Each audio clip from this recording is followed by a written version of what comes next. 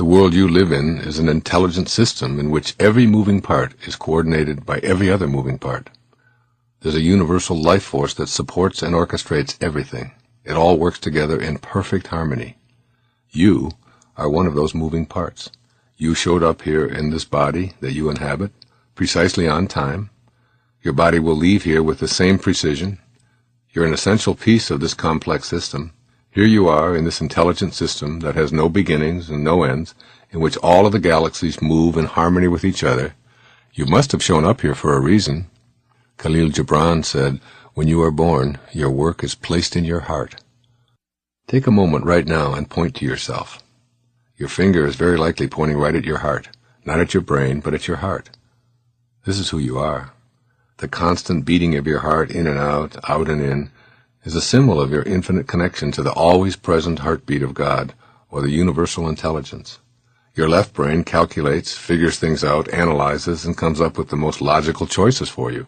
It thinks. Your right brain represents your intuitive side. This is the part of you that goes beyond reason and analysis. It's the part of you that feels things, that's sensitive to love, that's emotional about what's important to you. Your right brain allows you to tear up as you hold your babies or bask in the beauty of a glorious day. Your left brain can analyze it, while your right brain lets you feel it. Pick a situation and ask yourself if what you know or what you feel is most important to you. Generally, what you'll take care of first depends on the situation and circumstances you're in. Your intellect can be figuring out exactly how you're supposed to act in a relationship when things are collapsing or when they're rapturous. And then there are times when what you feel will supersede what you know. If you are feeling fearful, scared, lonely, or on the other hand thrilled, loving, and ecstatic, these will be the dominant forces you'll act upon. These are the times when your right brain is right. Your right brain will always lead you passionately to your purpose. Listening to your right brain. There's an intuitive, invisible presence that's always with you. I picture this presence as a nagging little creature who sits on your right shoulder and reminds you when you've lost your sense of purpose. Listen to your invisible companion. Express the music that you hear and ignore what everyone else around you thinks you should be doing. As Thoreau put it, if a man does not keep pace with his companions, perhaps it is because he hears a different drummer. Let him step to the music he hears, however measured or far away. Be willing to accept that others may even see you as having betrayed them, but you haven't betrayed your music, your purpose. Listen to your music, and do what you know you have to do to feel whole, to feel complete, and to feel as if you're fulfilling your destiny. You'll never be at peace if you don't get that music out and let it play. Let the world know why you're here, and do it with passion. Being passionate means taking risks. You may indeed find yourself living a comfortable life when you don't follow your instincts. You're aware of that nagging companion saying to you, "This may look right, but does it feel right? Are you doing what you came here to do?" For many people, the answer is, "How do I know what my heroic mission is?" You'll find your passion in what inspires you the most. And what does the word inspire mean? It derives from the words in spirit. When you're inspired, you never have to ask about your purpose. You're living it. For one of my children, it's about riding horses and being at the stables. She's in heaven when on horseback or even cleaning out a stall filled with horse manure. Another daughter is only inspired when she's singing, writing music, or performing. She's felt that way since she was 2. For another, it's her artwork and design that makes her feel purposeful. For yet another, it's designing websites and creating computer programs for others. For me, it's writing and speaking and creating products to help people become self-reliant. This has always been my passion, even as a young boy. When I go before an audience and I sit down to meditate, I repeat the mantra, "How may I serve? How may I serve? How may I serve?" How can I get my ego out of this presentation, out of this program, out of what it is that I am doing, and my needs to have rewards and to have applause and to have people tell me how wonderful I am? How can I get all of that out? If you're a dentist, you can give a flower to every patient. You can call them in the evening and ask how they're doing, as my dentist always does. You can make your waiting room a place where people look forward to coming by putting in programs like this for people to listen to while they're being drilled on. It doesn't make any difference. If you're a cab driver, you can make your cab a place of service. You can do a little bit extra. And the irony is when you turn your life over to being a statesman and ultimately to being a spiritual being, this attitude allows this free-flowing, unconditional, loving energy that is the divine universe, that is God, to enter into your life. And it just keeps going. You're just keeping the channels open, folks. That's all you're doing. You're just keeping it open. And you're aware of every little cue that comes along that blocks that channel. The minute that it's there, it's an angry thought, it's a judgmental thought, it's a stressful thought. The minute that it shows up, you replace it with an attitude of service, gratitude, generosity, and it leaves. The part of you that knows, the part of you that is infinite, as the poet suggests, the part of you that is every place, is also in all that you would like to see show up in your life. And if you keep a generous, grateful, serving attitude, you'll never block it. Thank you.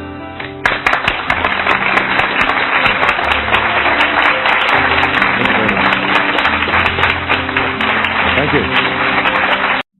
I think the most important thing that you can get out of this is to understand that you are a choice-making individual, and that all of the conditions that you find yourself in your life, all of the circumstances of your life, all of the emotional reactions that you have to all of the people and all of the things and events and so on that take place in your life are really choices. And that's a very difficult thing for a lot of people to get, because they're raised to believe that I can't help the way I feel. I have a right to be miserable when somebody treats me in a certain way. I can't help it. I've always been that way. It's just my nature. It's just the kind of person that I am. This waiter was directly from Italy and was serving this wonderful pasta and all of these things. And he was a madman. He was a maniac. Every customer was getting him all upset. He would talk to the other head waiters and running back and forth and getting himself all worked up. Finally I said, come on over here. He said, what are you doing this for? I do this all the time. You do therapy wherever you go, right? I said, what are you taking this so serious? All you're doing is serving spaghetti. It's no big deal. I said to him, you know, before you're 50 years old, you're going to have a heart attack. Guarantee it, if you continue to behave that way every day.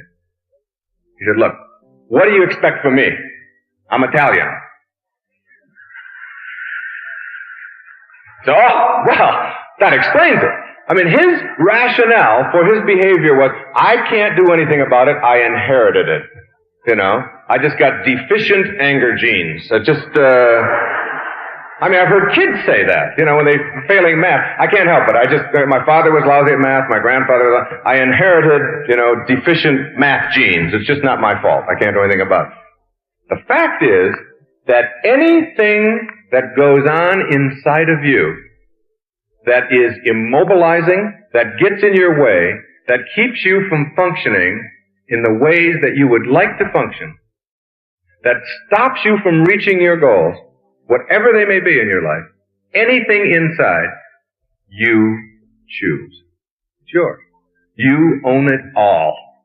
And if you don't like anything about yourself, anything, are you shy? Are you nervous? Are you afraid? Are you somebody who can't handle getting up in front of groups because it scares you? Are you someone who gets angry too much? Do you find yourself being manipulated and controlled by other people too often? Are you afraid to stand up for what you believe? Are you a terrible cook? Are you lousy at tennis? You haven't got a backhand? Whatever it may be, it doesn't make any difference. You are the sum total of the choices that you make in your life. If you don't buy that, if you buy into another system, which a lot of psychologists will teach you, which is, it's in your unconscious. You can't help it. After all, you're a middle child. What do you expect from a middle child? You know, certainly can't have any identity of your own. Or maybe you're an only child. Oh, God. Maybe you're the youngest of 12. You had 11 parents, you know, all your life. somebody telling you what to do from the time or maybe you were the oldest and you had to be a parent for 9 others or whatever. You can use any excuse that you want, or you can just say, the devil made me do it, or it's God's fault. You know, a lot of people blame God. God and mother are most responsible for all of the things that are wrong with us, you know.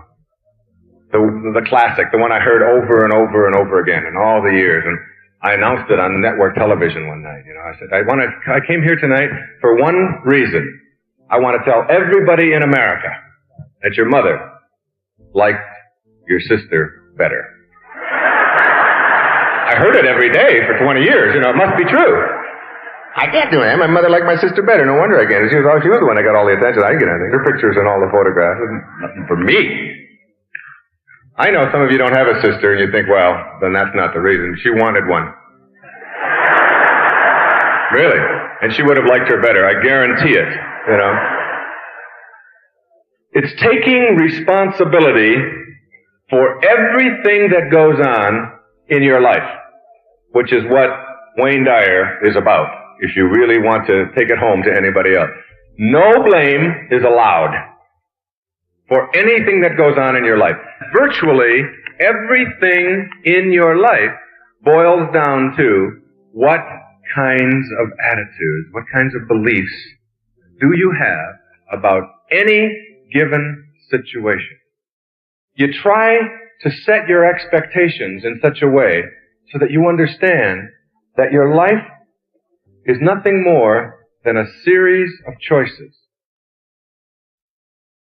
How you process and perceive yourself is determined not by what other people tell you, as much as you'd like to believe that, but in fact by how you have chosen to process yourself. And what you want to learn how to do right off the bat, at the very beginning, is to understand that disliking yourself or experiencing self-rejection or putting yourself down or finding fault with yourself or looking at your body and telling yourself all the things about it that you don't like. Like you may be too tall, you might tell yourself that you're too short, you might tell yourself that you're too heavy, that you're too light, that you're any number of things, and you can go through every organ in your body. And some people do this very thing and find all kinds of reasons why they don't like this, they don't like that, they don't like the size of their legs, they don't like the size of their breasts, they don't like the way their hair is, they don't like their eyes, they don't like their ears, their nose is too big. It's an endless. And this is like a burden that you place on yourself in your life, and it's something that you want to really begin to process in a different way. And a way to process it is to say, what do I get out of this? What's the point in me disliking myself or finding fault with myself? It's the only self I have. Instead of doing that and keeping myself miserable, what I'm going to do is look in the mirror and say to myself, this is the body that I have shown up in, for whatever reason, whether it was my plan, or whether it was God's plan, whether it was my parents' plan, whether it was a conspiracy, whatever, it is still the reality. And I am going to accept the reality of what I have shown up in and see it as my curriculum to a higher place. The body that you're in, whether it's in a wheelchair, whether it's blind, whether it's deaf, whether it's tall, whether it's short or black, white, whatever it may be, it is still your curriculum. It's what you have to use to get to the highest place that you want to be in your life. So rejecting it is really rejecting your entire life curriculum. And you have to really look at the whole idea of, in our culture, it's almost, I think I have been asked the question on talk shows across America more about this particular subject than anything else. And the question is, isn't it selfish? Aren't you promoting selfishness? Aren't you telling people that they should love themselves and reject all other people and so on? And I'd like to put that to rest right here. The first thing you have to ask yourself is, what does it mean to be selfish? To be selfish is to be a burden to another human being. Whenever you find yourself a burden to somebody else or someone else is a burden to you, that is a very selfish act. The person who dislikes himself, believe it or not, is the biggest burden to be around in the world. This is someone who is never happy, doesn't know how to make themselves happy, is using other people to try to get them to be happy, is always blaming other people for the conditions of their life. The person who has self-doubt or self-rejection doesn't know how to enjoy their life. And being around a person who doesn't enjoy their life is burdensome.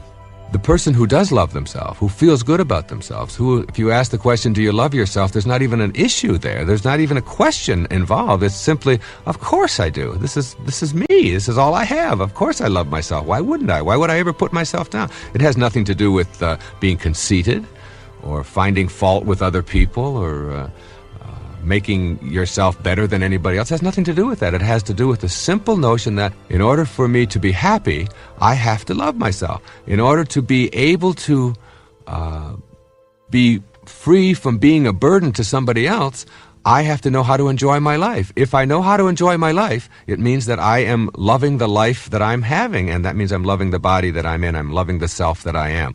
And therefore, you will not be a burden to anybody else. The person who loves themselves is never a burden to anyone else unless it's conceit. And conceit is just another form of trying to get other people to pay more attention to you. But if it's just authentic self-acceptance, then it is the most important thing that you can do. And in raising children, nothing is more important in the whole educational environment than self-concept, self-esteem. This is what we're trying to teach all the time to young people, is feel good about yourself.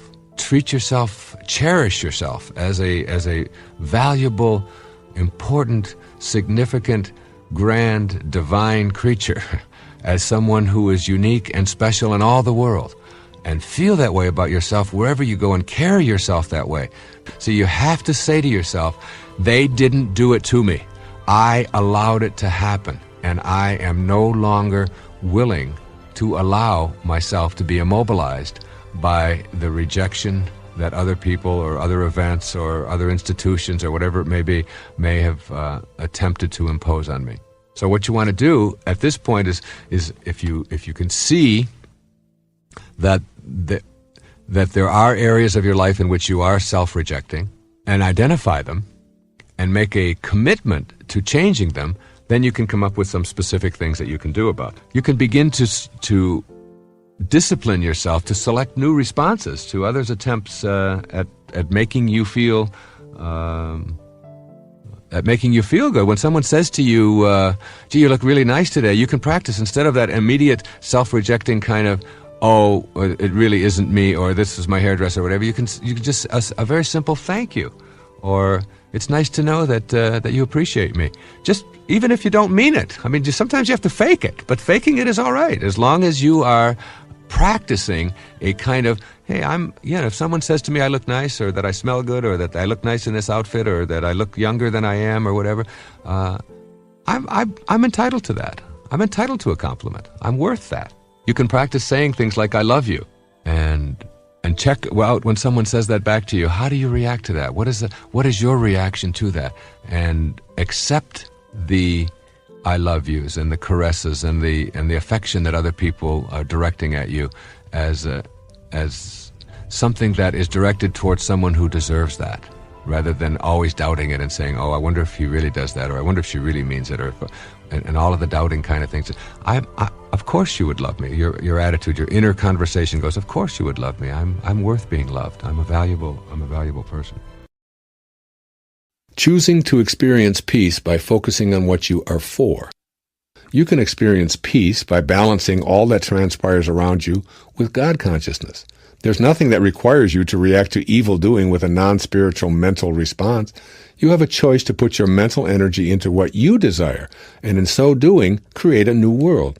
Let me tell you how I choose to respond to the bombardment of messages that focus on what's wrong in the world. First, I remind myself that for every act of evil, there are a million acts of kindness. I choose to believe that people are essentially good, and that by staying in this belief system, I help bring more of this consciousness to fruition. When enough of us take on this notion, we'll learn to live collectively in this peaceful awareness. Secondly, I know for certain that no amount of hatred in my heart will ever bring about peace. Hatred will only contribute more to the presence of those human-made destructive energies. So I choose to place my attention on what I am for, and on my feeling good. I support peace, not war. As Albert Einstein once remarked, I am not only a pacifist, but a militant pacifist.